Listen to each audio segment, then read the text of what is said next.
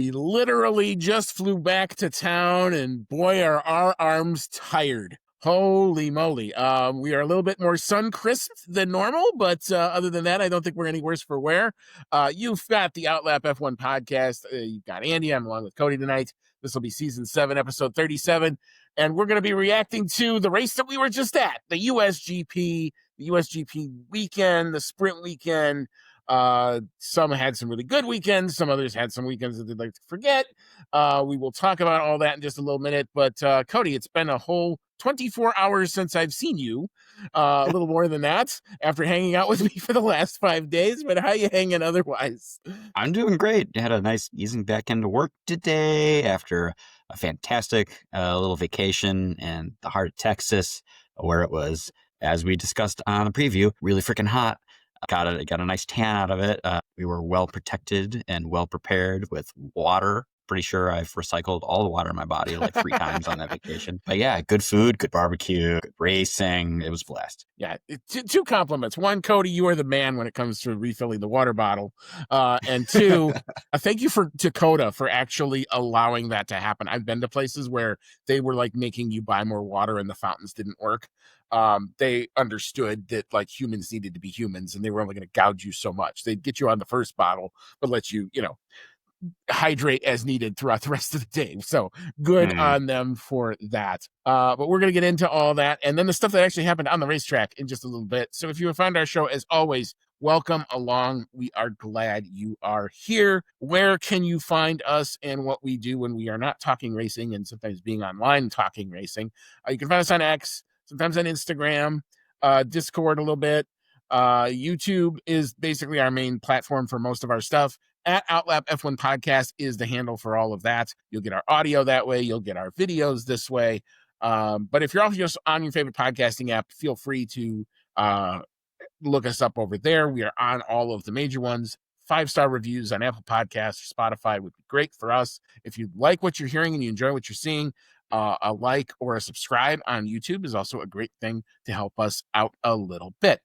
You can email the show as always, outlapf1@gmail.com. We'll get your thoughts to us. Thank you so much to our continued supporters. And if you're a longtime listener to the show, you know this list. Thank you so much to Dean Warwick, Yuri Dolchester, Paul Weaver, Quentin Ward, Kevin Kelly, Regan Stanzik, Timothy Brown, and of course, Jonathan Scott.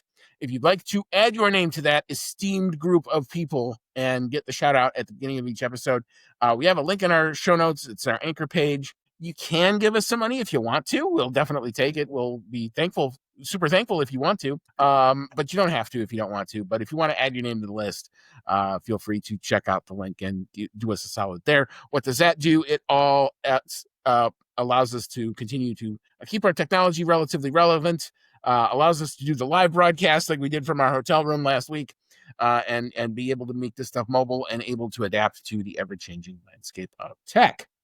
All right, we will dawdle no longer. We will get into the hot weekend that was these USGP. We'll start with our headlines of the day. Cody, what you got? I'm going to go with a quote from The Office here, and it's going to be, "Oh my God, okay, it's happening. Everyone stay calm."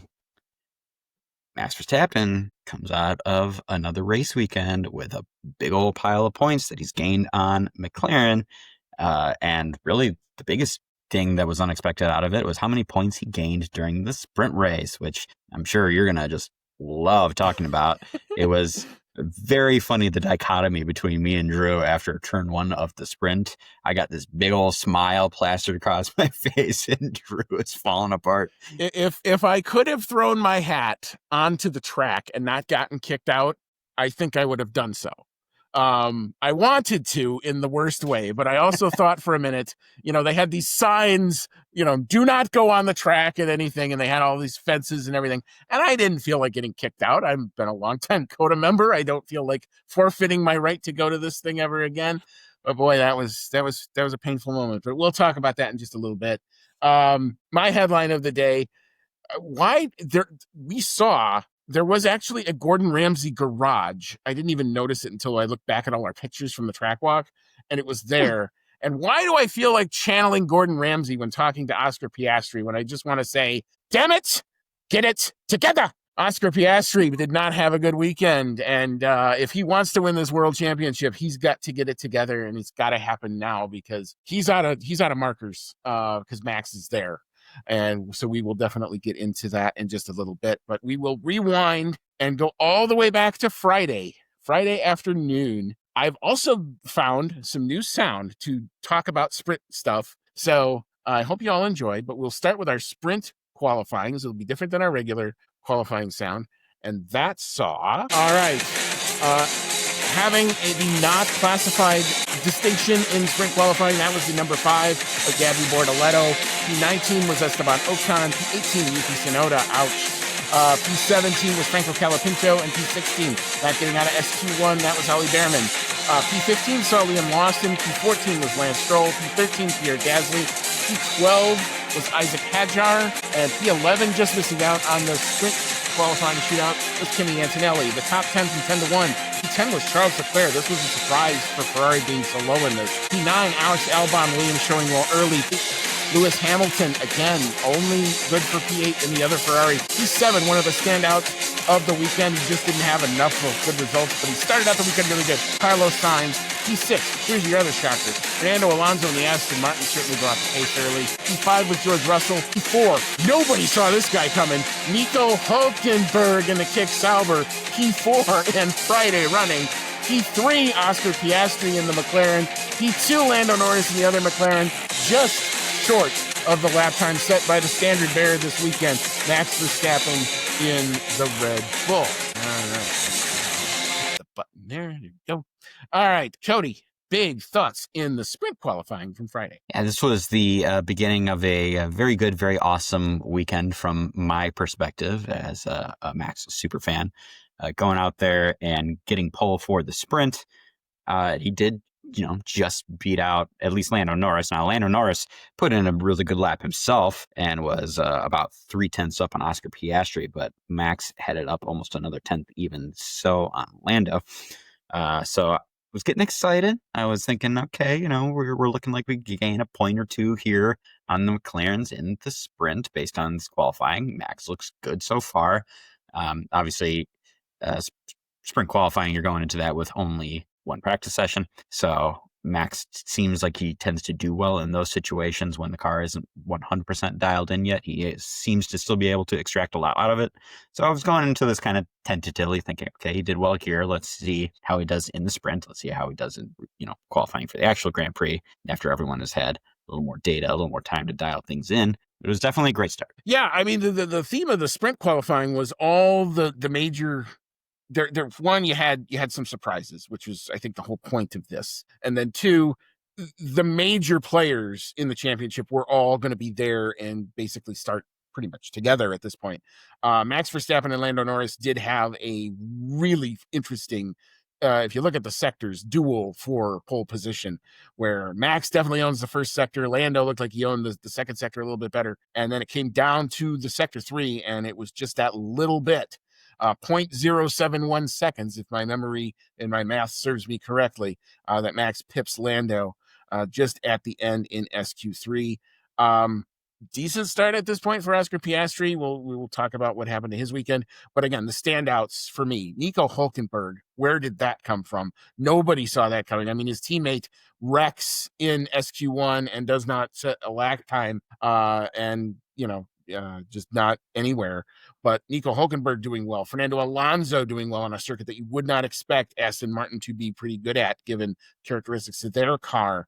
And then the surprising struggles of the Ferraris, who have gone usually so well at this track, certainly not on the pace early. So, yeah, definitely had a mixed up grid heading into Saturday, which saw in that sprint race. Let me tee the music up.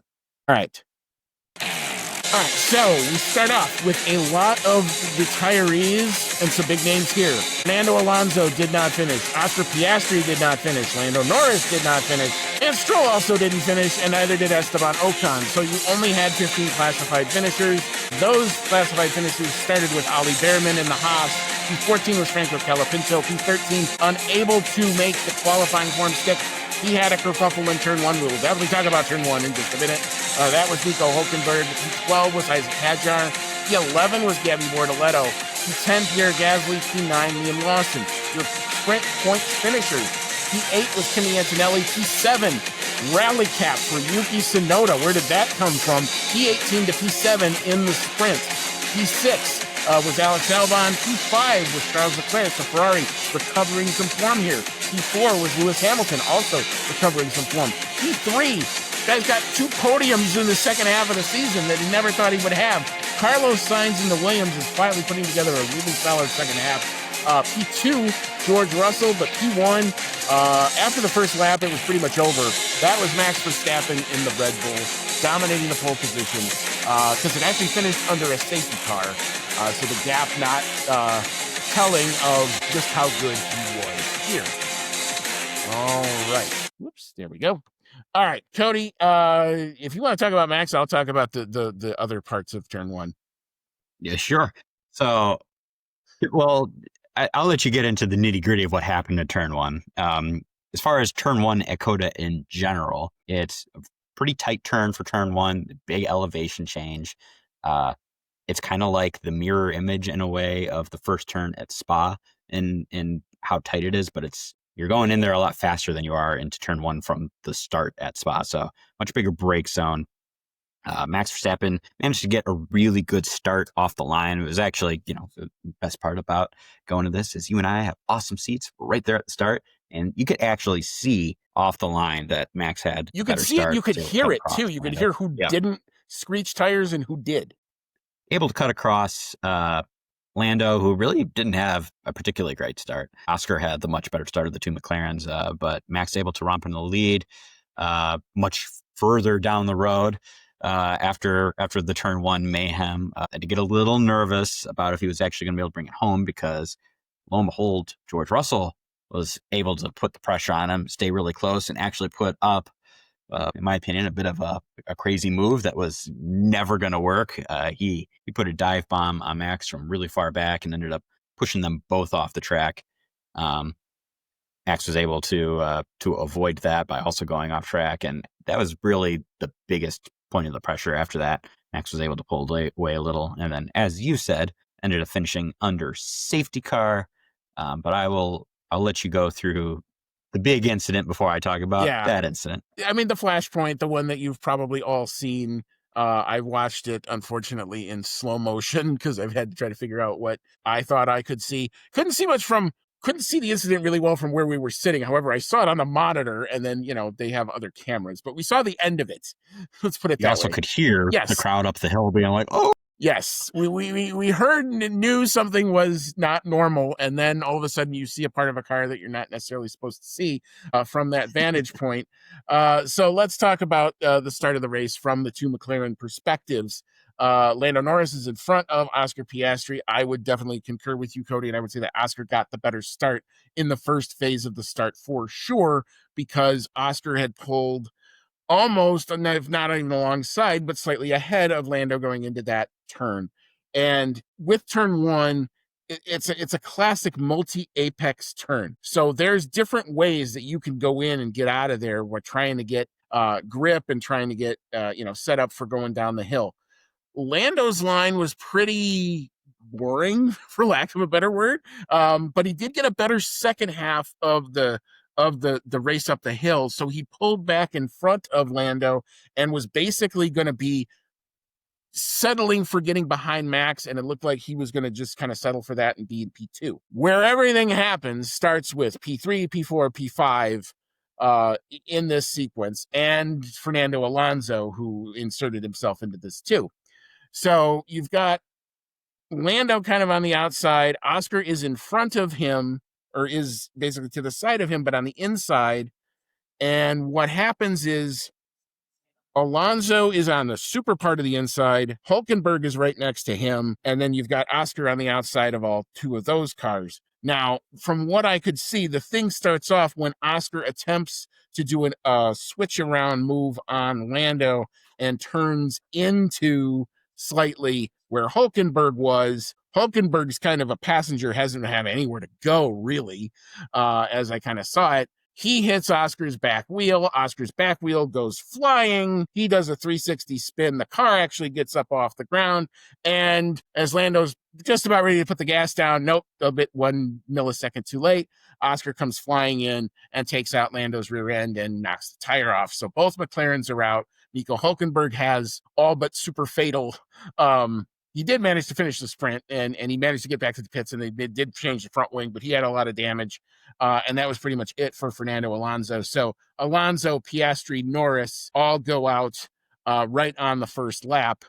I cannot tell you the heartbreak of waking up, driving 30 miles, fighting with traffic, getting to your seat to have the entire reason for you wanting to be there be over in 5 seconds. Yeah, you saw my reaction. I couldn't hide it. Yeah, like I said before, the dichotomy was hilarious because Andy was crushed by this, and I'm. If I could have gone into the seat, I think I would have preferred to have melted. It wasn't going to be hard to melt that day, as it turned out. But if I could have melted into the seat, I think I would have preferred that. Yeah, just the one thing you couldn't have happen was what happened. And, I know everyone wants to lay blame. The stewards saw it as a racing incident. I do agree with that. There's certainly not an extra penalty that comes from it. But the catalyst was Oscar Piastri. You can't really deny that when you see where everybody else was. It's a combination of Piastri and where Alonso is. Because if Alonso's not there, maybe Hülkenberg can take a different line and it doesn't end up as crazy. But that's really tough to say.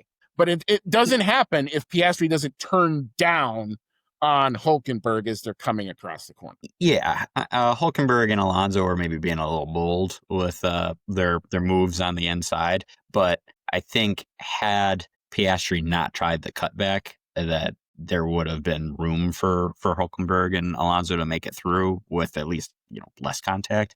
It was the switchback that I don't think anyone was expecting him to do, and that's really where they collided. So.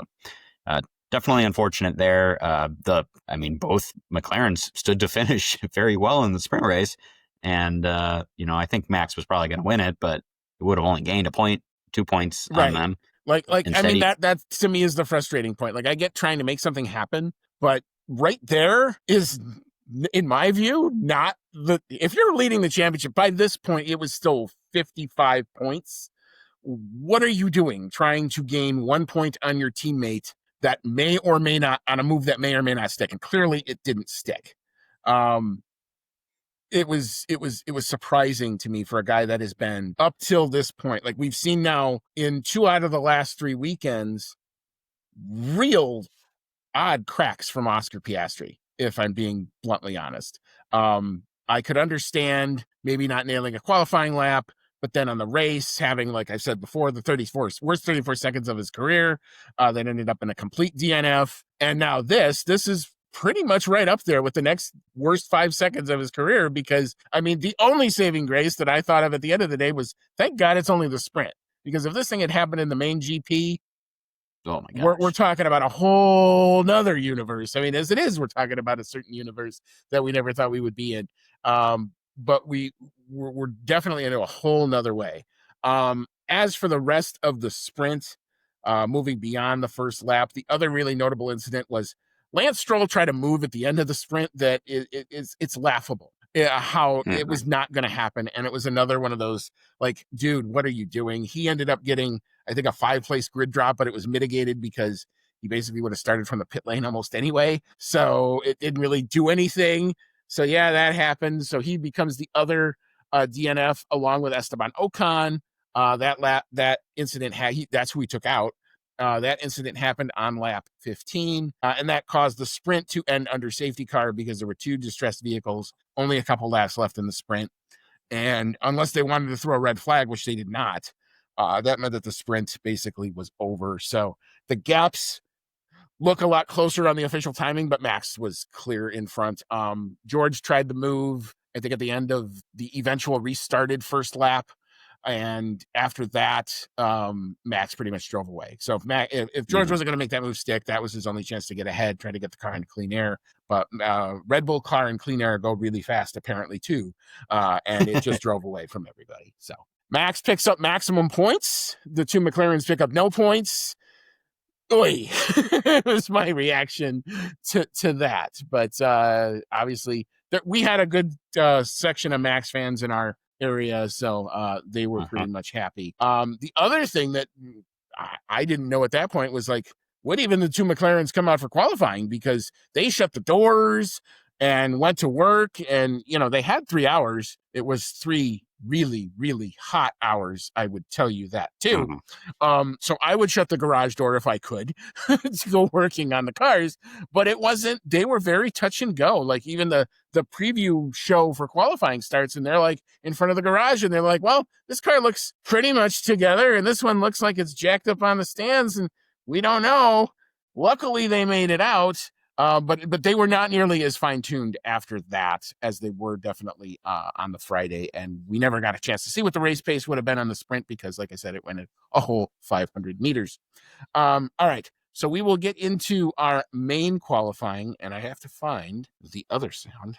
All right, so there's our traditional music. The main qualifying did not complete a qualifying lap. That was Isaac Hadjar as he crashed out in Q1 when unable to set a lap time. P19 was Alex Albon in the Williams. P18 was Lance Stroll. P17 was Esteban Ocon. P16, slightly better form, but not really good enough to get out of Q1, was Gabby Bortoletto. P15 was Franco Colapinto. P14 was Pierre Gasly. Slightly better uptick for the Alpines there. P13, Yuki Tsunoda. P12 was Liam Lawson. P11, just missing out on Q3 as it turns out, was Nico Hulkenberg. P10 was Fernando Alonso. P9, Carlos Sainz in the Williams. P8, Ollie Behrman in the Haas. Very good showing there. P7 was Kimi Antonelli. P6, this was the beginning. The downfall from the sprint happens here. Oscar Piastri, only good enough for P6 in main qualifying. P5, rallying from their form on Friday, Ferrari and Lewis Hamilton. P4, George Russell in the Mercedes. P3, the other big rally from the form on Friday, Charles Leclerc and the other Ferrari. P2, Lando Norris, unable to really, and nobody was really able to really challenge Max Verstappen. He only needed one lap to set the pole, and he did so in a 132.510. Right. Yeah, Cody, we thought Max might be in trouble when he only gets one of his final laps, but did not matter. He was so damn good in that first one. That was a hell of a lap he set down. Yeah, that had me bent out of shape for a minute at the track, because he goes out there in Q3 and puts a scorcher of a lap down, 3/10 up on anyone else. It's a huge gap, and I'm sitting here thinking like, oh hell yeah, if this is what he's got now, we'll see what he's got at the end. You were talking track record. Yep. He's sitting in the garage. He's sitting in the garage, and I'm watching the clock, and he's sitting in the garage, and I lean over to you, and I'm like, they better get him out of there pretty soon, or else he's not going to have enough time to get around the track. And as he's going around, he's got to let people who are on their hot laps find stuff. I'm looking at the clock. I'm like, holy shit, man, he's not going to make it around. Lo and behold, he did not. And I was like, oh my God, that is a major screw up. And ended up, fortunately for him, not mattering. His first lap was just good that he still ended up 3/10 up on everybody else at the end, which was great for him. But yeah, that stood to be a big screw up if everyone ended up going faster than him, because as we've seen with track evolution in the past, you could have fastest lap on the first go and slide down the order on the next time, as you're trying to get your next lap in. So yeah, had his first lap not been so good, he could have been starting, third row, perhaps. Would not have been good, but fortunately, he's just that good. Well, that and the way that the qualifying worked, and I don't know if I would call this an anomaly. I mean, we've seen teams do the try to get, to the end of the pit lane and to hurry up and wait. It seemed magnified here more than I've ever seen it before. And that might have been because it was so hot, and that might have been because we were on a C4 tire that everybody really was trying to manage and, do the temperature game.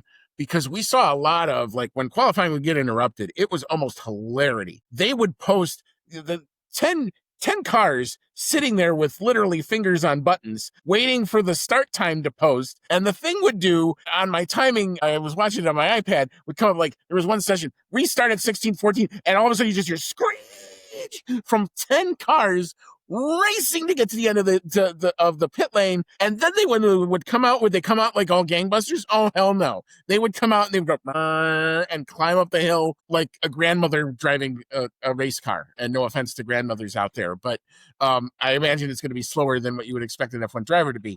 And it was one of the strangest things ever. So everybody who came out basically did this. It didn't matter when you made it to the end of the pit lane, but you were all going to do this slow tire prep lap. And that's really what caught, I think, Max out, was there was just not enough time to do all of those procedures and get around and end up starting at the end of it. So he misses out, but it did not matter. Like, here was the thing. It didn't matter. You said 0.3 in the first lap. No, sir. It was 4 for my timing.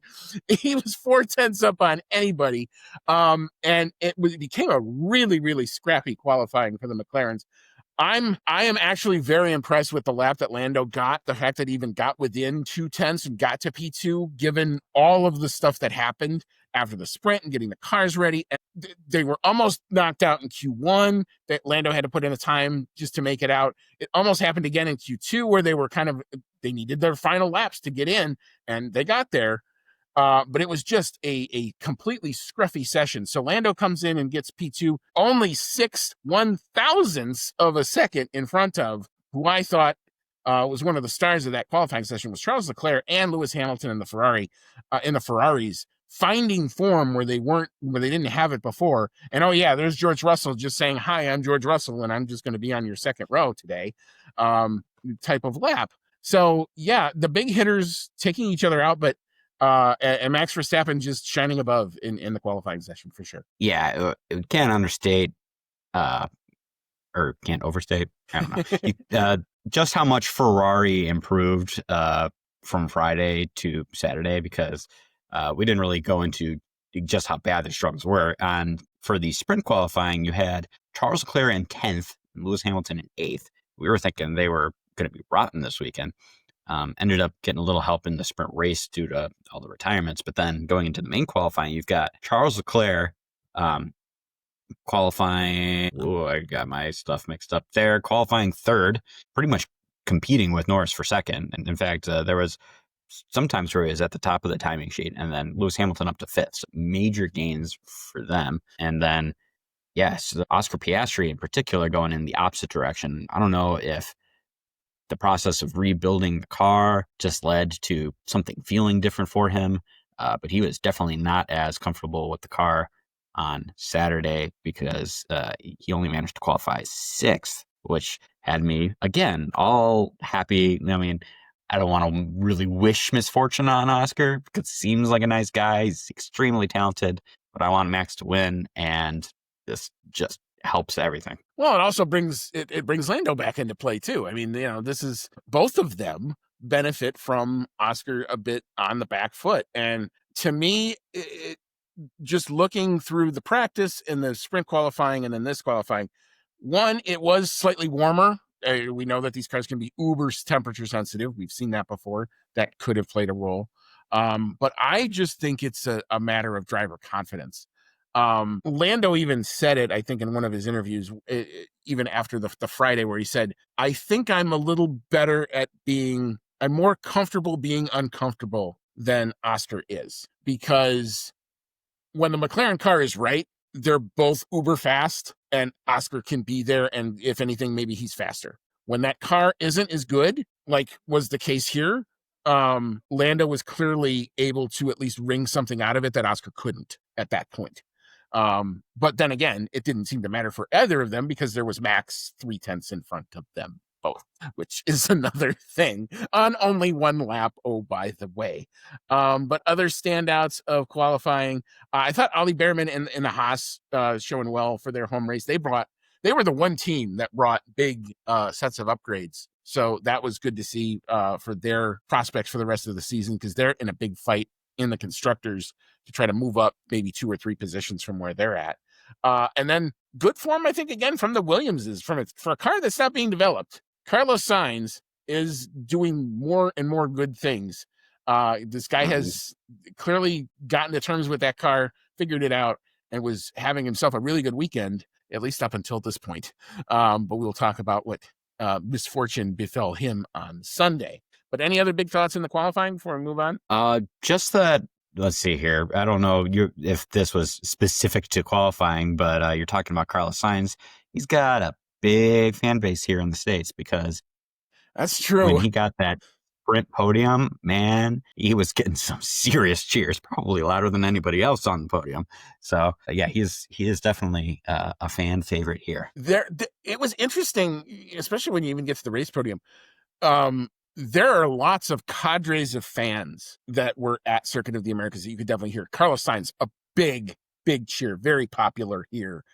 Franco Colapinto is another one that, like, even you could hear it on the TV broadcast. The Colapinto fans not only invaded the track, but invaded the podium and didn't care where he finished.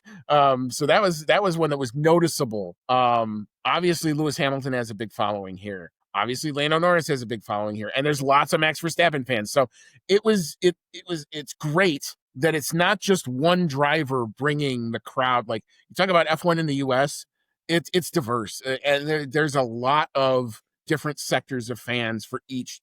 We saw tons of Red Bull stuff. I've seen a lot more papaya stuff than I ever before in my 12 years being here. So that was good to see.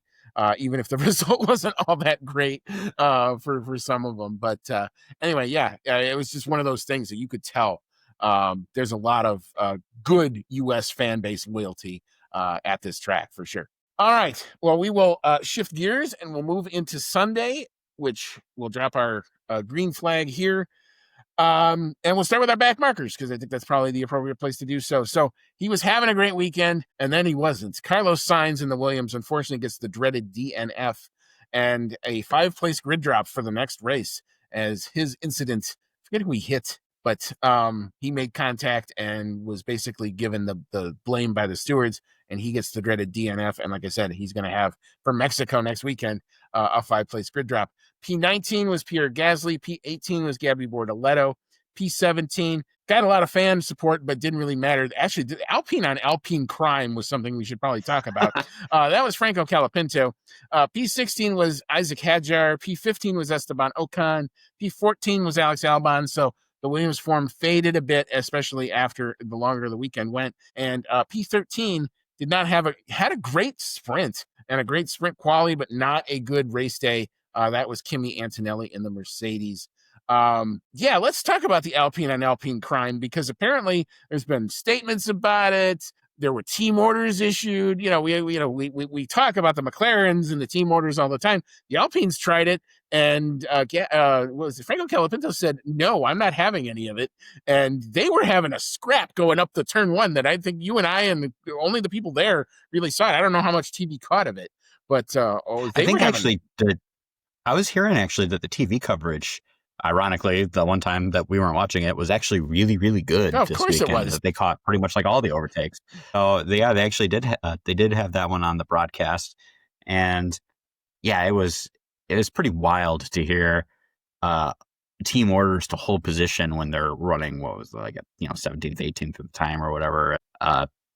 It's not for points. I mean, maybe you don't want to risk wrecking the cars, and having to spend the money and time and effort to put it back together again. But like, Franco Colapinto is fighting for his career, quite literally, at this point. We don't know if he's going to be back next season. He's had a bit of a rough go this year after showing very well at the end of last year. And I don't think he was going to take any of that. He had the fresher tires. He had the better pace. Pierre Gasly probably should have just let it by, honestly. But I thought it was fun that they actually fought for it. And I thought it was fun that Franco Colapinto decided, no, I'm going to actually go for this. Points be damned. Team orders be damned. And I think the fans loved it. Yeah, I mean, it was a hell of a ding dong, actually, to actually watch it live. All of a sudden, you just look up and you go, they're going at each other. And like, wait a minute, those are teammates, right? Like, you almost have to second guess yourself and go, yeah, you're seeing what you think you're seeing. There was some fallout, I think, on social media. I think their team president, or forget who, one of the big wigs over there, said there will be not repercussions. They didn't use the same word as the McLarens did. There was going to be something that we were going to handle it, I think was what they said. I don't know what that necessarily has turned into, but I'm sure there's been meetings and the appropriate slaps on the wrists have been had at this point. But we'll see if anything else comes out of it. I mean, they're probably not going to re-sign Franco Calapinto anyway, which you can have your own opinion on whether or not that's a good idea or not.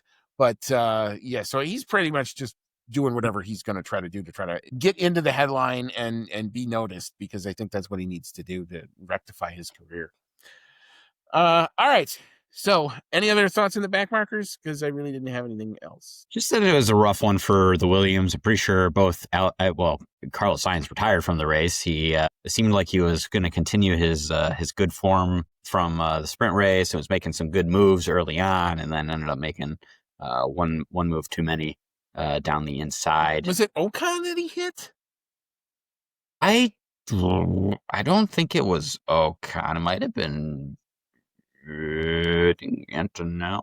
Oh, maybe. I actually don't remember. Yeah. All right. But yeah, goes for a move on the inside of whomever, ends up colliding with them, spin him around. And oh yeah, no, I think you're right. I think it was Antonelli, because that was the shot of Antonelli with all the rocks stuck to his tires. Yeah, and it's really funny that shot and the sound of pretty much a high schooler in my opinion going, "What up, bleeping idiot." Always cracks me up. Yeah, Alex Albon, I think, had a spin as well early on and ended up way behind everyone, and tried to recover as best he could. But yeah, a bit of a rough one for the Williams. All right. Yeah, and that was the only actual interruption. We did not get a full safety car. We had a virtual safety car for that, as they had to clear Carlos Sainz's stricken Williams off of the track.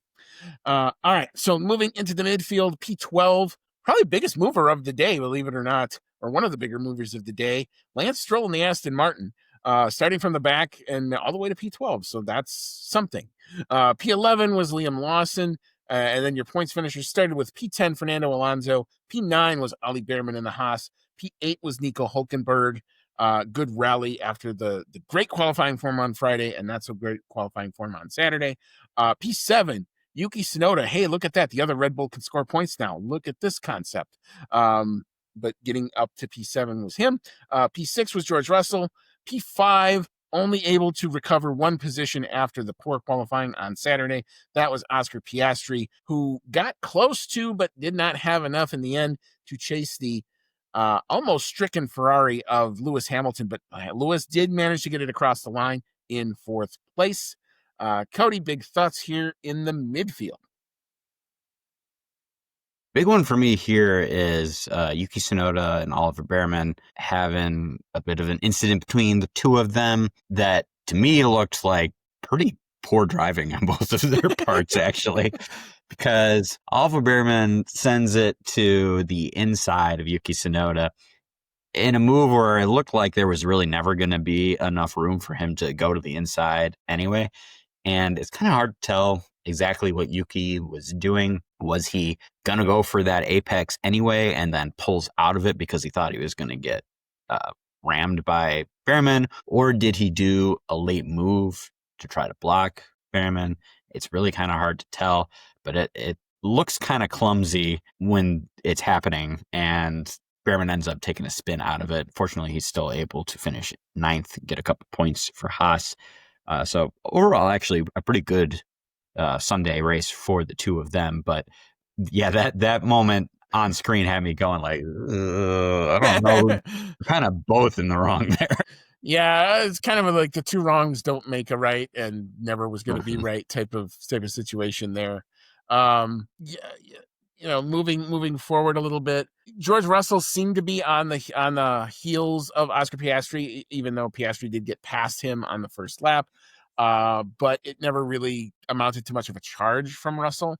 There was a couple radio transmissions I know that we got played even in the grandstands where we were saying, we think Piastri's slow. It looks like he's struggling on his tire. Maybe he was, but he managed to at least gut out a P5 in a weekend that just went more haywire for him than he would have liked. So some damage limitation. Obviously, the sprint is what they're going to look at this weekend and go, what the hell happened there? But so some semblance of it. It is a top five.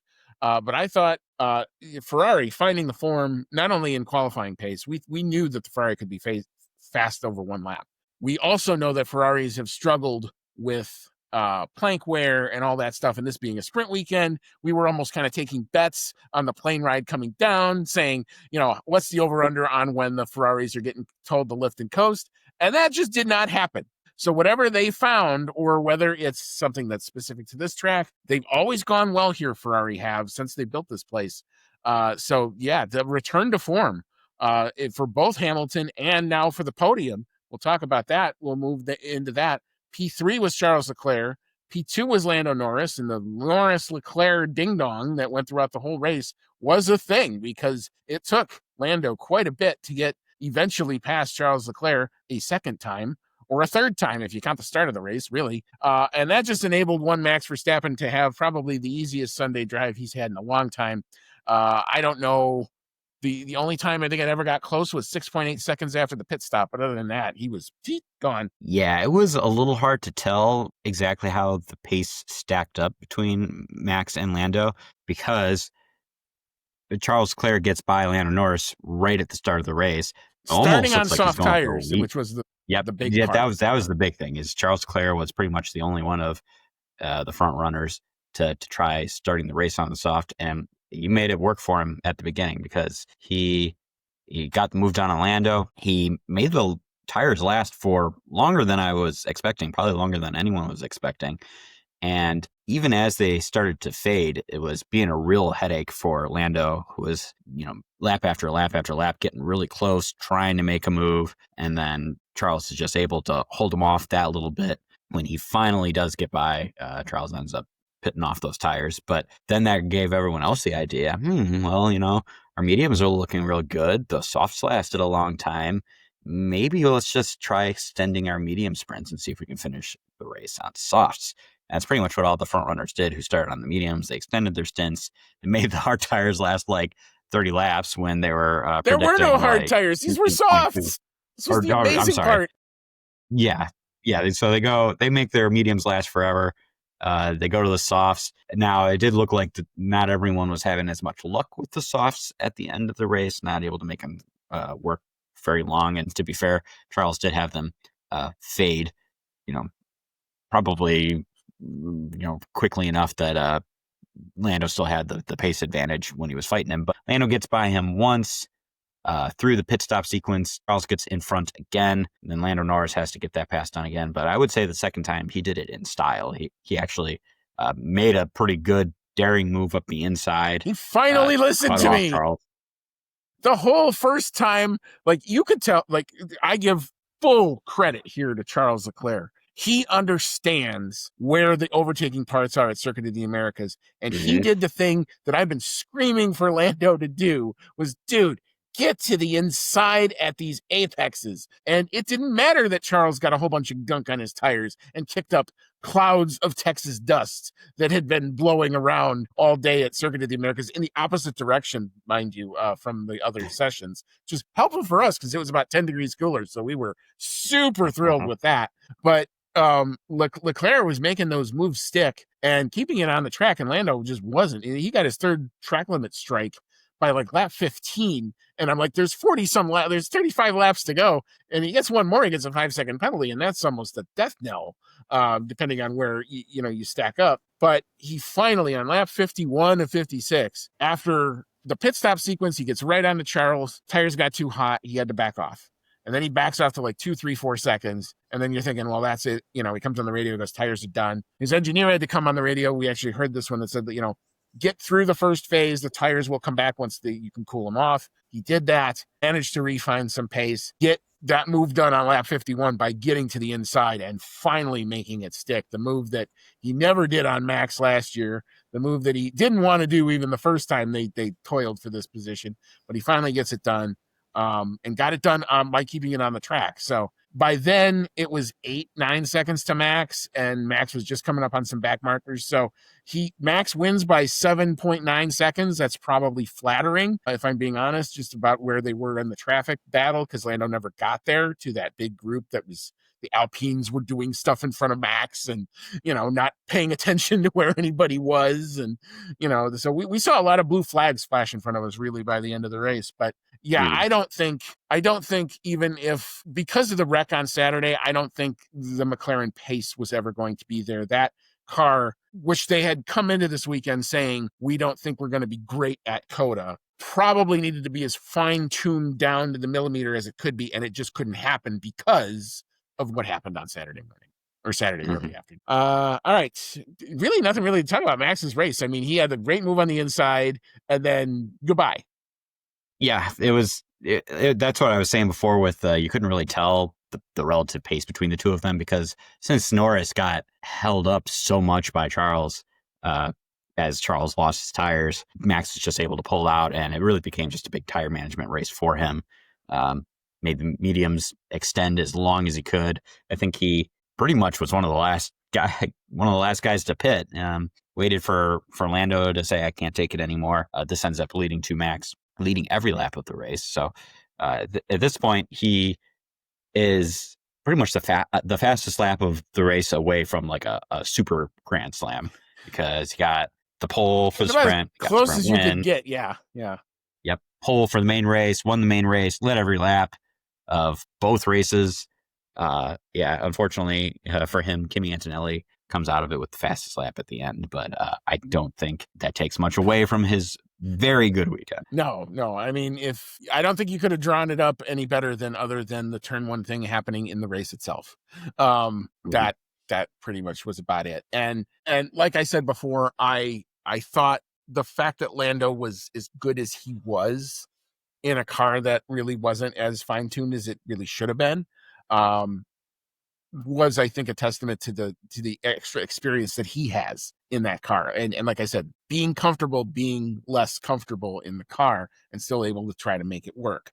Whether that becomes a flashpoint or a turning point in the drivers, we're still too many rounds out to know. But if you're Oscar Piastri, you got to be looking at yourself in the mirror and go, dude, we got to find something. Whatever this is in the second half, that ain't it. The Zandvoort win. It's been nowhere. And he's just bleeding points out to both of his rivals now. Max especially. And the once comfortable, easy, just need to finish P2, P3. We were doing the math. Sometimes we had a lot of time between going to and from the track to kind of talk about this. So we were doing the math about, he just needs to finish P3. Oh, no, he doesn't. He needs to finish P2 once. Oscar's got to win a damn race. Oscar's got to find somewhere now to win a damn race between now and the end of the year. And I come back to it and I say, okay, this was a really not a good weekend for him. But if I'm an Oscar Piastri fan, here's where I take solace. And that if you said, take everything away that has happened this season, that if you said you were still 40 points up with 5 races to go, would you take that bet? Every Oscar Piastri fan should still say yes to that. And that's where we are. Problem is, he's not 40 points up. He's 14 points up. Well, he's 14 points up on Lando, but he's 40 points up on Max. Yes. I would still take the bet if you were 14 points up with 5 races to go, because you're still leading it. Well, yeah, I would definitely would take being 14 points up over 14 points down, but it's closing quickly, and Lando has been in much better form over the last several races. Yes. So, Oscar Piastri's got to find it. And that's why my headline was Gordon Ramsay going, dude, get it together. Come back to me, damn it.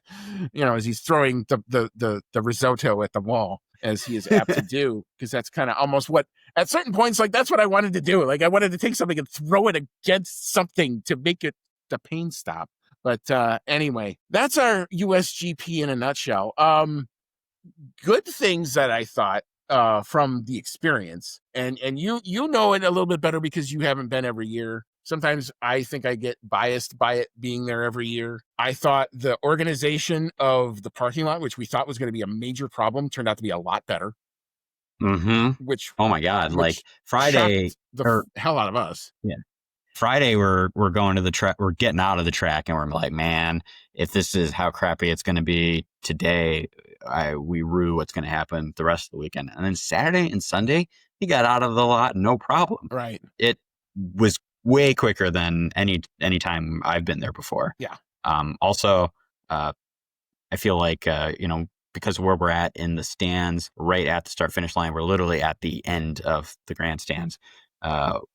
Maybe we've talked about this before, but we do have a little bit of an issue with people coming and hanging out on the stairs, and it normally it's not a big issue. People come, they take their pictures, and they leave. But right when you get to the race start in a couple years, it's gotten super crowded there, and it can be frustrating because we pay good money for those seats, and I really want that really good view of the start of the race. And there's all these people who are coming from wherever else in the grandstands, and you don't know where they're coming from. That's part of the problem, right? But no, the people working our area, the stands, they did a fantastic job of mediating that well. As well. They weren't like just saying straight up, no, you can't come in here. There was more like, okay, come down, get your pictures, and then please clear out. And then with like pretty much like as they were getting ready to do the parade lap, then it was like, okay, it's time for you all to go sit in your seats. And I thought that they handled it very well. Yeah. So I thought that very impressed. The gentleman who was working our section was an absolute gentleman and figured out how to do it the right way. To come in, get your picture, it's fine, and then you're not supposed to be sitting here, then leave. As long as you were reasonable about it, he was reasonable to you. And that's, to me as a fan, in the experience, look, I understand, like, even if you paid a grandstand seat, you want to get that view for a second. I don't have a problem sharing it for 5 seconds. No big deal. But don't then try to like sit in the section and act like you've been here when by the third day, who's sitting next to you and around you and all that type of stuff. So, but again, kudos to the track. I thought this was overall one of the best organized U.S. Grand Prix that I've been to in terms of the food vendors didn't run out of food or nothing. Everybody had plenty of stuff. They didn't run out of water. They didn't run out of Powerade. Yeah, it's expensive as hell, but that going into it. So I thought, kudos to the track overall for just a well-run fan experience, which because some years we've had where it's been kind of all hell breaks loose. Like the year of the rainstorm, all freaking hell broke loose, literally. And nobody knew what to do with anything. So to go from that to this, in just a few years, good on you, Circuit of the Americas. And I didn't read a whole lot of negative fan stuff this year about the venue or anything like that. So I think everybody who came had a great time. Some had a better sporting day than others, and that's totally cool. But hey, and like I told you too, I said, this is actually Lando's best finish at Circuit of the Americas on the road. His best prior to this was 2023, where he led for 20 some laps, but then the tires faded and so did his form.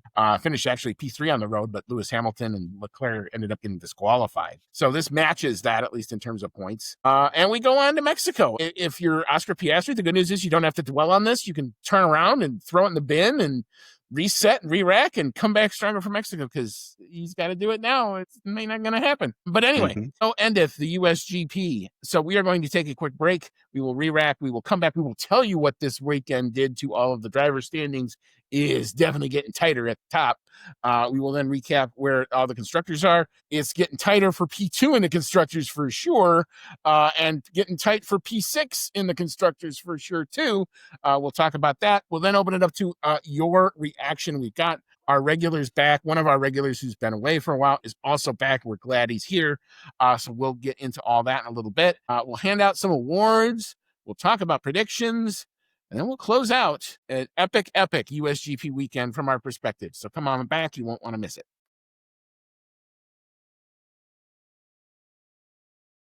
All right. Welcome back on in. This is season 7, episode number 37. Outlap F1 podcast. It's our 2025 USGP review show. You've got Andy and I'm along with Cody tonight. And we just wrapped up talking about very hot, very maybe championship significant USGP that saw Max Verstappen do basically everything that he needed to do if he wants to get back into this drivers' championship fight. He has done it. So what did that do to the point standings? It all got closer. So Cody, detail it for us. What do we got in the drivers' top 10? All right. Oscar Piastri still leads the drivers' championship for McLaren, and he's up to 346 points. However, his lead is shrinking pretty rapidly. Lando Norris still sits in second place in the other McLaren at 332 points, only a 14-point point gap there. Max Verstappen making the big gains this weekend for Red Bull Racing. He's still in third. He's at 306 points, which only puts him 40 points now out of Oscar Piastri's lead. George Russell sitting in fourth place for Mercedes at 252 points. Charles Leclerc officially not in the hunt for the championship anymore. He's fifth place for Ferrari at 192 points. Lewis Hamilton in sixth place in the other Ferrari at 142 points. So 50 points between him and Charles. Kimi Antonelli, a little bit of a rough weekend for him. He's sitting in seventh place for Mercedes at 89 points. Alex Albon, also a rough weekend for him, still in eighth place at 73 points. I'm pretty sure Nico and Isaac have been in these positions since the last time we checked, or last race. Nico Hulkenberg, ninth place, amazingly. For Kick Sauber at 41 points and only 2 points behind him on 39. Isaac Hadjar in the Racing Bulls. And still a ton of like four other drivers within, I think, 5 points of P10. Mm-hmm. So that is a position that if you are a watcher of where our chart drops off is going to be one for sure. That's going to be very interesting coming all the way to Abu Dhabi. As for the constructors, we know who's won it. That is McLaren. They will not be caught this season. They are up to 678 points. But after that, there's a ton left to be decided. P2 Mercedes, they check in with 341 points, a 7-point lead on P3 Ferrari, who are up to 334, but only now a 3-point lead in front of Red Bull on the strength of now both Max and Yuki Tsunoda who are scoring points this weekend. What a concept. Look what happens. Red Bull could still finish P2 in this constructor fight, despite changing their team principle, firing a lot of people, and changing all sorts of stuff on the car. But they could still definitely end up P2. It is still in the cards for them for sure. 5 is more than likely going to be Williams. I doubt that they are going to be caught. While it is still mathematically possible and anything can happen, more than likely Williams is going to finish 5th in the constructors this season. But P6 and all the way through, lots still to be determined. P6 is Racing Bulls right now. They are on 72 points, only 3 points ahead of Aston Martin, who have found a lot of good form in the second half of the season, if I'm being honest. So they are up to 69 points.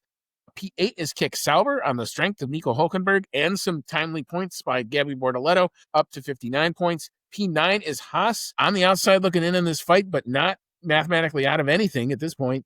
They check in with 48 points.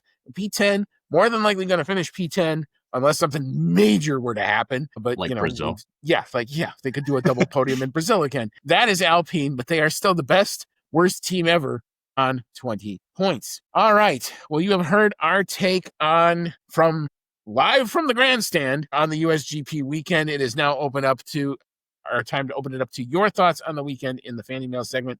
We've got our regulars here. Cody, as it is always your time to shine, sir. What you got? Our first fan email comes in from Rachel Fleming. Thank you, Rachel. And she says, well, I'm sure Cody loved that result. You're goddamn right I did. I hope the weekend was pretty fun. It certainly was.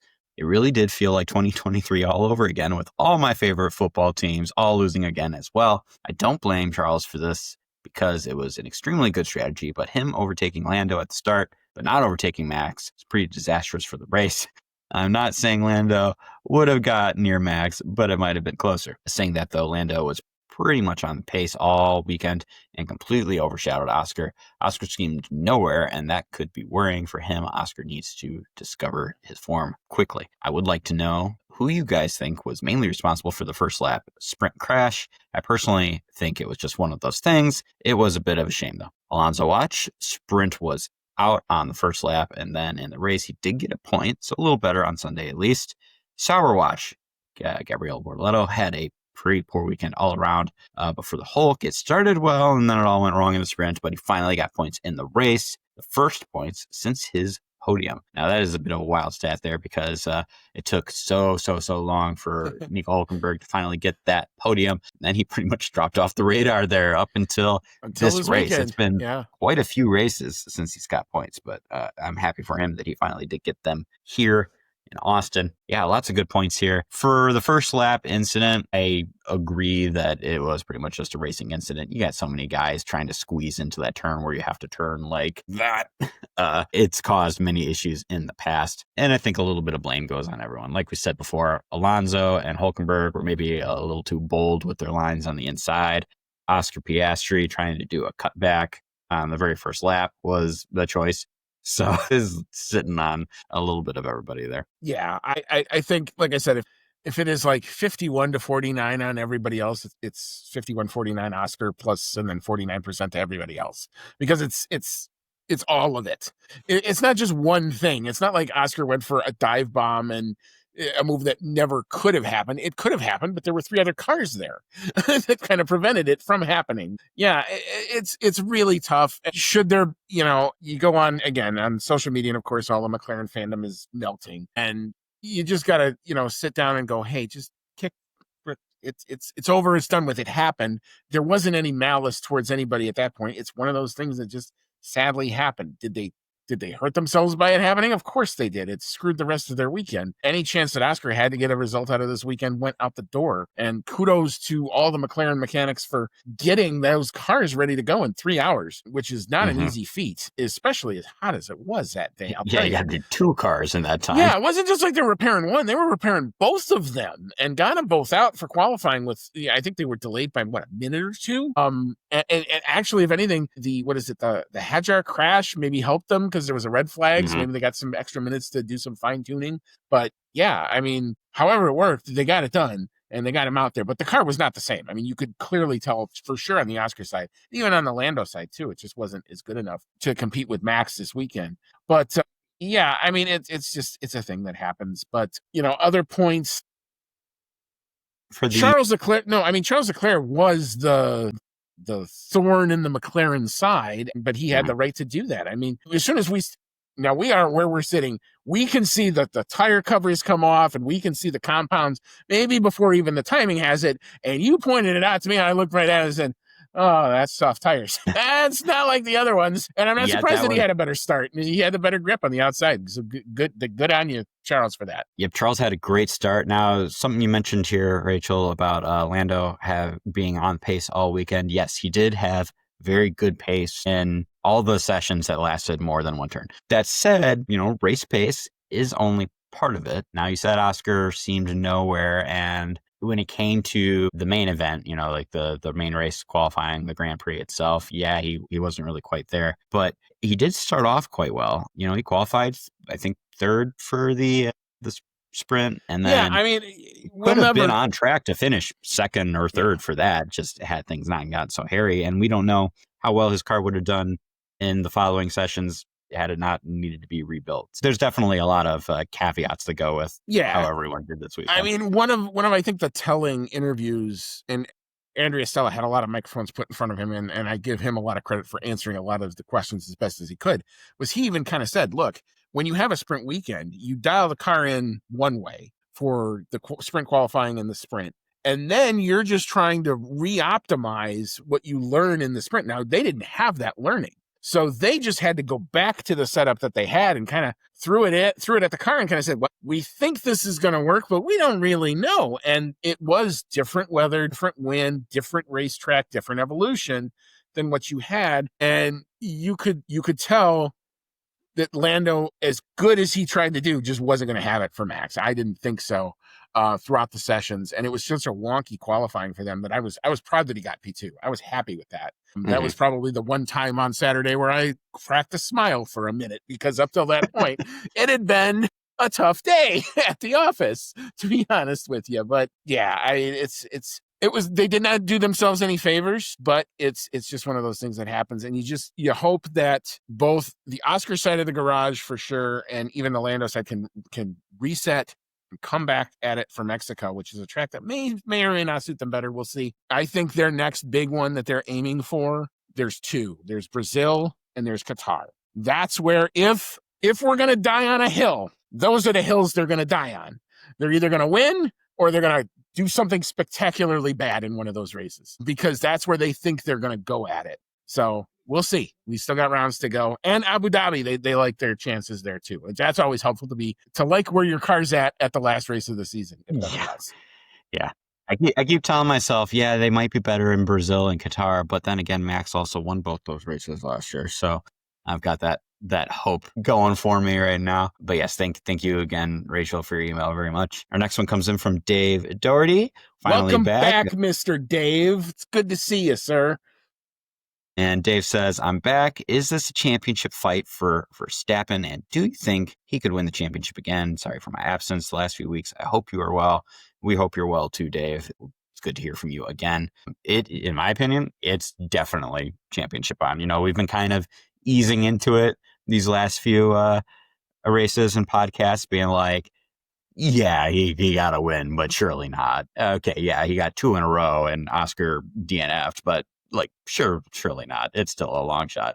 Now we're finally to the point where I'm going, hell yeah, there's a real chance. Now it's still going to be tough. I mean, 40 points in 5 races is still quite the gap to clear, especially with how well McLaren has just done over the course of the whole year. But it is definitely in the realm of very possible at this point, in my opinion. So I'm here for it. I'm very excited.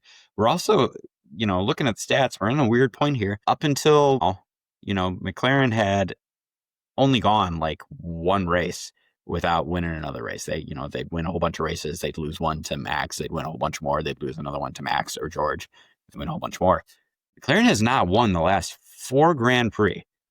So not even all of those were won by Max. You had a wild one from George in there in Singapore. Right.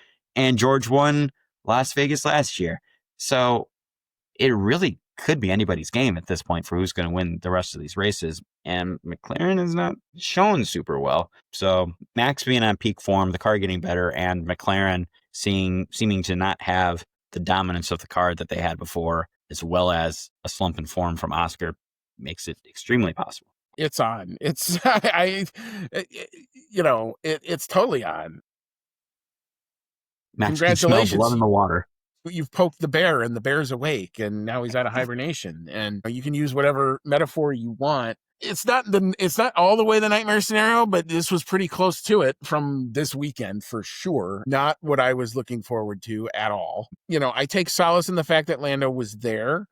Look, I mean, I've always said that I'm a team guy first, but everybody who's listened to the show long enough knows what driver I'm probably pulling for in the McLaren camp more than the other one. That said, I should feel happier, and I don't because it's coming because Oscar's not fighting it, and I don't like.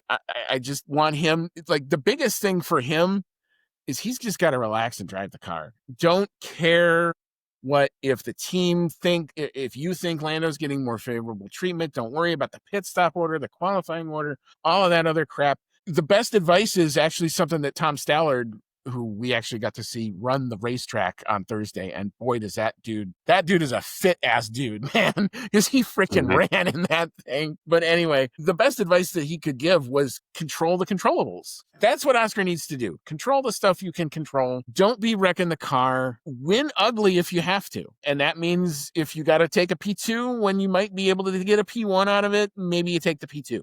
But you've got to stop the bleeding, because going for it has backfired twice in the last 4 races. The thing in Baku, like I said, worst 35 seconds of his career. And then this is probably right up there, the next worst 5 seconds of him turning in and just not getting, just a reaction of what happened. I don't think he was trying to make any of that happen. I don't think any of it was intentional from anybody, but you need to be able to stay clear of that kind of stuff, because that's what's going to derail you. You can lean on your point advantage that you've earned and made it, but you got to be able to do it and do it wisely, because right now you're just burning points like you're hemorrhaging, and it's got to stop now. You were reminding me, talking about the sprint, some of the team radio for Oscar cracked me up during that whole incident when his engineer comes over the radio and says, "Now, Oscar, be careful. I think, you might have some suspension damage." And you can see on the camera the wheel kind of doing this, and Oscar's like, Yep, we do. Okay, we see that now. Because on the timing, he looked like he was still setting times. They weren't good. And then he eventually pulls the car over, and then, it's done. And at that point, you're damaging it worse by trying to actually make it back to the pits. So the right thing was to stop, get out the car, call it a day, get the car back to the garage as soon as possible. And like I said, they were lucky to make it out. But, yeah, Dave, it is great to have you back, sir. We love you. We appreciate you. I've said this for everybody on this list. You guys are the reason we continue to do this show, because if you guys weren't listening, we'd be talking at air. And as much as fun as that might be, we love the fact that you guys listen and interact with us. So keep it coming. Mm-hmm. Yes, thank you guys very much. Thank you, Dave. Our last one comes in from the Formula. Thank you, Mr. Formula, and he's got some direct messages coming here. Now, if I remember correctly, Rachel is a bit of a George fan, so some of this might be a little brutal. Formula says, you know what? This consistent smugness from George is really starting to piss me off. This needless, pompous attitude has been growing over the last couple of years. I'm sorry, but George needs someone to smack that arrogance off his damn face. I used to pull for this man back at Williams, but he lights a fire of rage in me every weekend at this point. So entitled and full of himself. Moving on to the next point. Geez, what Red Bull wouldn't do for a competent second driver right now to help Max these last few races. He's flying solo out there, but has brought some more spice back into the season. And a side note, I actually think that the sprint race crash was Oscar's fault, but you probably covered that already. I hope you guys had a blast at the race and filled yourself up with some barbecue. Yes, we did. We did go get barbecue. I think the very first night the first night we were there was there's a spot. It's actually a chain, but it's so damn good we don't care. It's called Rudy's. And if you happen to be in like the South, the Plains area, Texas, Oklahoma, wherever, if you can find one and go to it, it will change your life. You will never find better barbecue. I've yet to find its equal. And I've eaten a lot of barbecue. It's very strange to me because, up here in Chicago, like gas stations aren't really a place to eat generally, unless you're just getting like a quick like snack or something. And so the first time I go to Rudy's, I'm like, a station place? Really? You sure? And yeah, it's really freaking good. I had to tell everybody who I have brought there, I go, trust me, just trust me. If you trust me, you're going to be fine. And by the end of the meal, they're all like, when can we go back? Mm-hmm, mm-hmm. Yes, I'm a sucker for some good brisket. So we definitely filled up on that. As far as the other points here goes, yeah, George is kind of a pompous ass sometimes, but I think you really kind of have to be. Like, I think that, in my opinion, is a little bit the attitude of a champion. He goes out there, he fights, he does a lot of the same things that, Max and Lewis have done over the years, where if they can fight to get something in their favor, they'll kind of skirt on the rules and argue their case. And when other people do the same thing, they argue against them. It's just part of the name of the game and really any sport. And I think that's just maybe the way he words things over the radio, could irk someone, but I'm sure Max has irked people. And I think Lewis during his heyday maybe rubbed some people the wrong way when he was super dominant. Sebastian Vettel did. So it's really just a part of that elite driver mentality, I think. And I'm happy that he has it, because watching him, scrap with Max is some of the most exciting parts of Formula One for me. And I'm actually here for it. Last point there. I was just going to say, I know George is a guy who understands media. He understands social media. He understands what a soundbite is. He knows what will make something go viral. And some of it is a ploy, and some of it is real, and some of it is acting.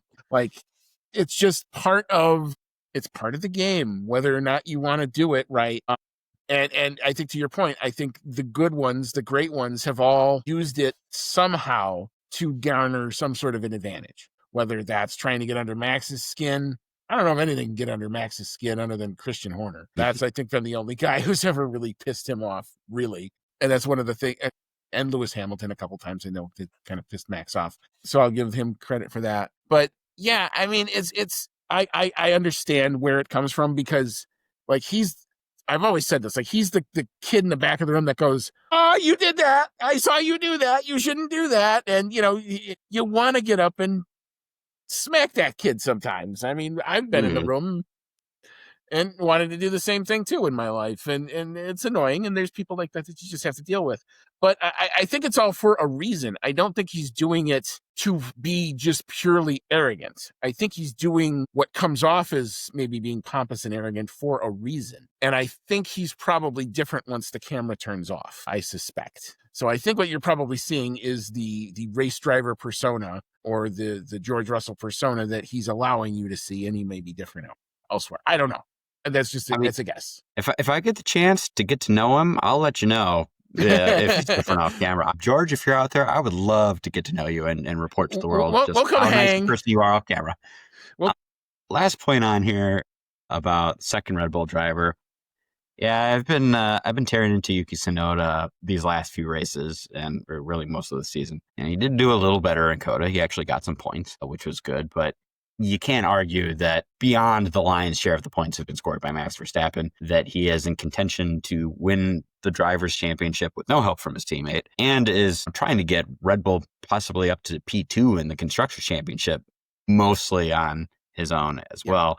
So yes, I think having a better equipped second driver in that seat would do wonders for Max's Drivers' Championship hopes and the team's constructor placement hopes. Just because if you could finish behind Max, that's one more place that the McLarens can't occupy, and it knocks them down a few pegs. But we've said this time and time again that car is difficult to drive. It's almost certainly tailored to what Max wants, and whoever else ends up in that second seat just has to deal with it and hope they can figure it out. And really no one has for a while. Sergio Perez struggled with it. Liam Lawson struggled very much with it. Tsunoda's struggling with it. Let's see here. Who was there before? Pierre Gasly has struggled with it. Pierre Gasly Alex struggled with it. Albon has struggled with it. Everyone has struggled with that car. It is not. I don't think you can chalk it up to the second driver, because a lot of those drivers have moved to other teams and been very successful. So I think it's just the fact that they're running effectively a one-car team is really the Red Bull strategy right now. We've seen other teams do that in history. Lotus, the original Lotus, was famous for doing it. And I think unless they change that mentality and they build a car that can suit more than one driver's needs and wants, I think they're just almost kind of shooting themselves in the foot with this, because it's a rotating door of second seat drivers that can't cut it, and it can't possibly be all their fault. No, the interesting thing for me is once Lauren Mekies can really put his stamp on how he wants to run the team, and we've already seen a lot of what he's kind of already turned around has been really good. Like if he can if there's anybody who I think can solve that second seat problem, it's a guy like that. I don't know that he can do it because we've had so many opportunities with it before, but it's going to be at least a different perspective. A guy who's willing to listen to the second driver as to what his needs are. And maybe they go around and pull something from like what the McLarens did between the suspensions of Oscar and Lando, where they're running different specs of suspension. Lando's got the updated one. Oscar was offered it, didn't like it, and stuck with the one that he had. It may be something like that happens in the future, where there's an update that, hey, Max may like it, maybe the second driver doesn't. And maybe they let them go in separate directions to a point. I think you can't do it fundamentally. You can't change the fundamental characteristics of the car from something that isn't going to be in Max's wheelhouse. But maybe you can do something that brings that second driver more into play. And you also then give that second driver, whoever that's going to be in the future, whether it's Isaac Hadjar, enough runway to get to deal with that car without, as much as people may or may not love Helmut Marko, but without Helmut Marko staring down at you every freaking round. I think that also has something to do with it. Mm-hmm. So let's hope that if there is going to be culture change at Red Bull, that may be the key to getting that second driver seat solved. And if anybody's going to, I think I'm more confident in Lauren Mekies doing it than anybody that I've seen for them in a long time. Yeah, I agree with you there.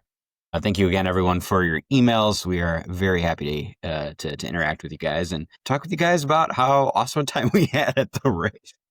And thank you for all the well wishes for that. I mean, it's literally it's so many dominoes that you have to stack in order to actually pull a trip like this off. And the fact that we've been able to do it, and one, we're blessed to be able to do it. Let's be honest. There's a lot of people who can't, just can't make it happen. And number two, the fact that we've been able to do it, it's, like I said, it takes a whole year of planning. It really does. Like I'm already kind of starting, like they give you the QR code to secure your 2026 seats at the race, for crying out loud. Good Lord. You and it almost takes that long, where you start thinking about how you're going to structure the trip, where you're going to stay, what kind of car you're going to try to rent, what flights you're going to try to get into, what's the best way to get in and out, all that other stuff. So, and what I can tell you is the more you do it, the better you get at it, because this is another just a side story for a minute.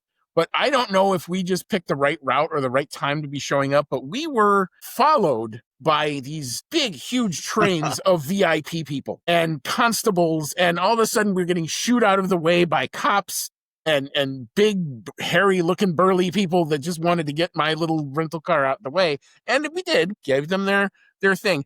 But the best part was there's one, it's Sunday. We're watching, and there's two ways basically to get to the circuit if you're coming on the one side where like the main grandstand is. There's what we call FM 812, and then there's this back way that my phone actually suggested at one point, and I'm like, yeah, I'm not going to do that. This is the most direct way. It's 2 turns, and you're there. You just wait it out. So we went the main way. This other entourage, there's like 3 of them, and multiple cars in this entourage go down, and we're like, well, that must be going the other way. So we get all the way, we move, weave our way through the traffic and finally get to the turn into our parking lot. And who shows up behind us? The entourages.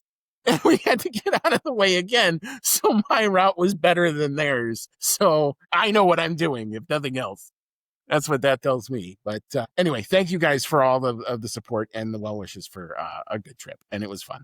All right, so we will move into our awards. We shall start with the rubbish. Cody, I'll let you go first. What you got? All right, my rubbish award is going to go to the failed pass attempt by Lance Stroll in the sprint race. We didn't really go into much detail about it earlier, but if you watch it from the camera angle on his car, he was so far back behind Ocon. But that move was never going to happen. And he's like, I'm going to try it anyway. And as you might expect, in trying to, be on as late on the brakes as possible, he locks it up and just plows straight into the side of Ocon's car and takes them both out of the race. Even immediately, like right after he does that, he's kind of holding up his hand to Ocon, being like, yeah, that was on me. So he knew it was his mistake. It looked like an amateur lobby in F1, the video game, is what it kind of looks like when you get into like your first lobby with all the brand new players and everything. Yeah, that's what that move reminded me of. Yeah, so that one was the worst overtake attempt of the weekend for me, and there were some poor ones. So that one takes the cake for the Rubbish Award. All right, so here comes mine. And mine is basically my Saturday morning experience, which was waking up at the crack of dawn, getting yourself all cleaned up, driving 35 plus miles to the racetrack because that's how far we had to stay away from it in order to afford it. Fighting through all the traffic to get to the parking lot, getting through there, walking the parking lot, getting through security, showing your ID, not once, not twice, not 3, but 4 times, get to your seat. And then having your favorite 2 drivers wreck each other after 5 seconds. McLaren, what the actual hell? You can't do that. It boggles the mind. And I know it's not a matter of intent. I get what Oscar was trying to do, but you cannot do that in that situation. All you got to do, P3 was fine. And instead, you made it 10 times worse, literally. And now we're scrambling. So, and let me just tell you, that's a gut punch of epic proportions. It took a lot for me to not want to just go like, I'm going to go into the lounge and start drinking now. Because I thought about it. And I said, no, it's too damn hot, and thought better of it. But yeah, please don't do that again. And that's for anybody, and for any experience, if anybody who goes and then only gets to watch your favorite driver last for 5 seconds, that sucks. So let's not have that again, please. Thanks. Okay, thanks. I mean, for me, Coda's been great over the years. I've watched Max win everything except for the very first race that I went to with you, and Lewis Hamilton got that one. But yeah, since then, three Grand Prix wins and 2 sprint wins, all by Max while I've been there. It's a good race to go to if you're a Max fan. Yeah, definitely, for sure. All right, so we will move into analysis paralysis, and I'll go first with this one. Team orders at Alpine? Zuh? Over P17? Double Zuh? Like, what are we doing? Don't understand. Why? Like, who cares? Let Franco Colapinto have it. Nobody cares. There's no points involved. Why are we making this bigger than it had to be? Don't understand it. Don't get it. Not sure what's going on. Help. Yeah, ditto from me. It made no sense. There were no points on the line. It did, just as a team order, it didn't make sense because you're keeping your driver with much better pace stuck behind. I don't know if they were trying to save some pride for Gasly or something like that. But yeah, it was weird. It didn't make sense. Even if you're trying to hold off, Bortoletto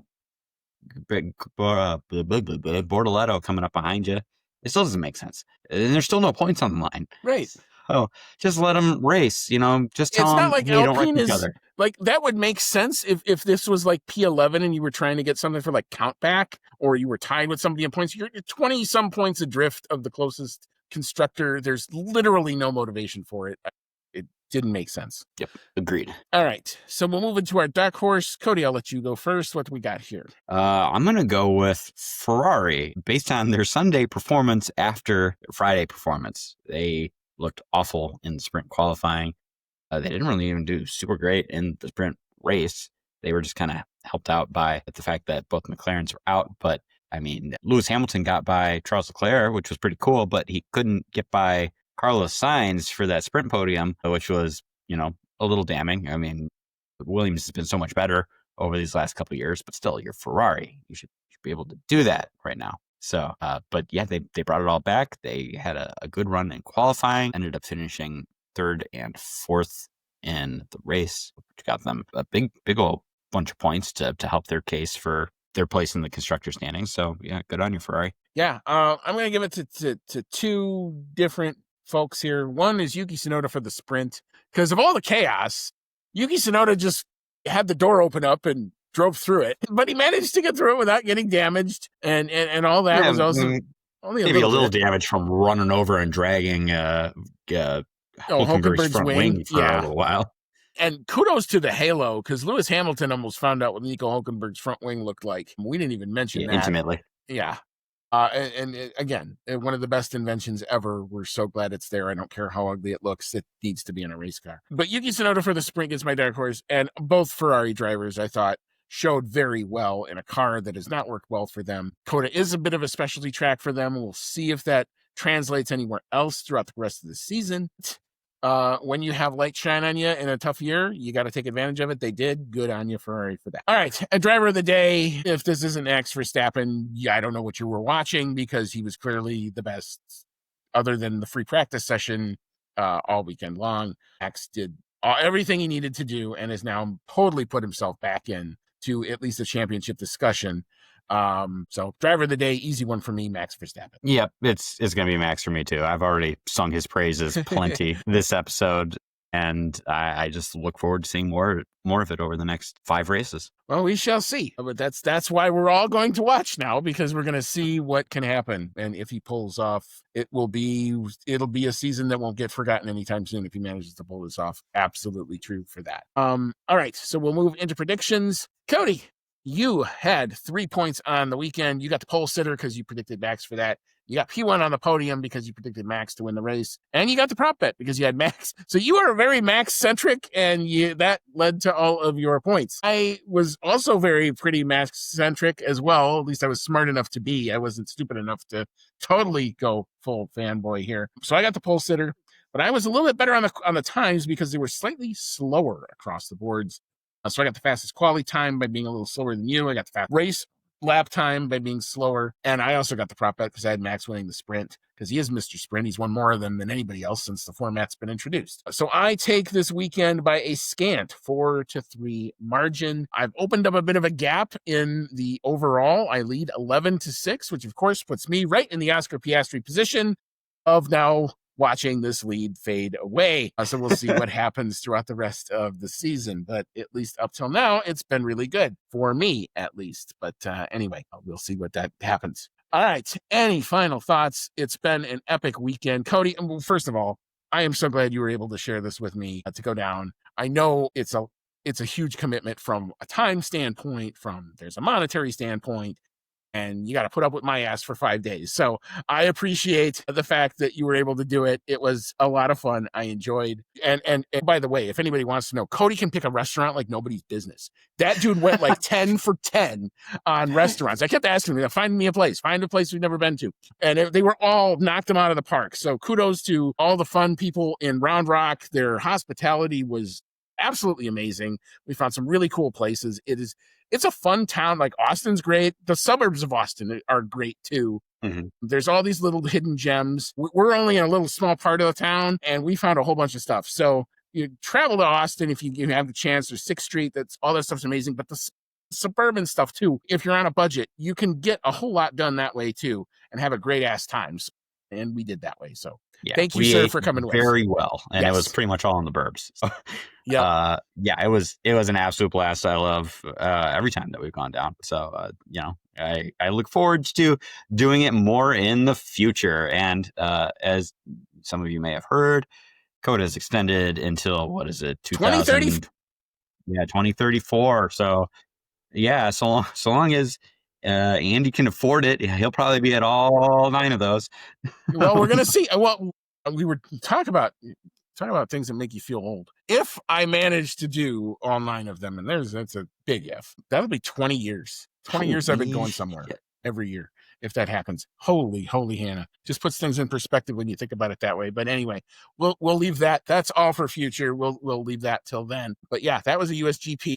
Certainly not going to be one that I'm going to forget. Not going to forget it anytime soon. We hope you enjoyed what we were able to bring. I wasn't able to do as much social media as I wanted to because the internet would come in and out while we were there. I've got stuff. I will try to post some of our videos and stuff on Instagram. Like we've got the formation lap. Cody, you may have a good video of the race start. I didn't take any. I was more concentrating. Actually, didn't take a video. I was sucking that all in. All right, yeah, no, we were both doing that. I'm watching this and I don't want to concentrate on trying to record it. I want to actually watch it. So you know, but it is such a cool thing to watch. The cars, they just glide, man. And if you ever have a chance to go, doesn't really matter where you're sitting, but from where we sit, boy, do you get the perspective of just watching these things. Just the engineering is just so amazing. And even the slowest F1 car is still an amazing piece of engineering. Oh. So damn, there's nothing like it on the planet. And that's why we do what we do. But anyway, till next season, Coda, we thank you for everything. Thank you to the folks at, Speed City, who did all the PA work over the course of the weekend. That's yeoman's work. We talked for 2 hours. These guys talk for like 8 a day. So good for them for doing all that stuff. And we will be in contact for sure. But anyway, that's enough for us. Take care of yourselves out there. And as always, folks, may all your laps be fast.